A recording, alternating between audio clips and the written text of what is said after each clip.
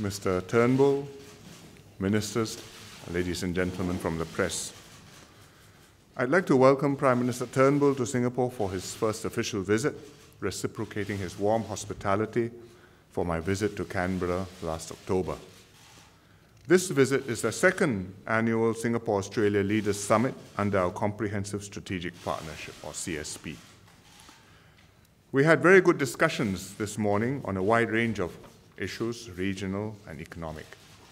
We exchanged views on developments in the United States, in Europe and Asia, as well as our concerns over the recent terrorist attacks in the West and in our part of the world.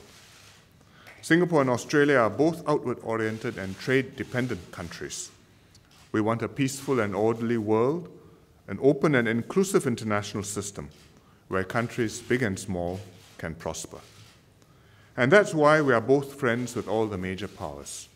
We see the United States continuing to play a major role fostering peace and stability in Asia. We also welcome China's engagement in the region because for both Singapore and Australia, China is our largest trading partner.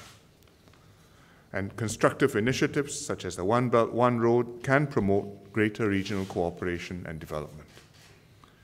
The strategic alignment between Singapore and Australia is why we work closely on regional trade initiatives like the TPP and the Regional Comprehensive Economic Partnership, or RCEP. Mr. Turnbull took the lead in resuming TPP talks among the remaining 11 members after the US withdrew from the TPP. It shows Australia's continued commitment to regional cooperation and to free trade. Singapore agrees with and supports the TPP 11 deal. Mr. Turnbull and I also agreed on the importance of ASEAN centrality and an open and inclusive regional architecture. We welcomed Australia's continued engagement with ASEAN and participation in the East Asia Summit. Next year, Singapore is the ASEAN chair, and we look forward to the special ASEAN-Australia Summit, which will be in Sydney in March. Last October in Canberra, we signed significant agreements on economic integration, defense cooperation, and innovation. I'm happy that since then we've made progress.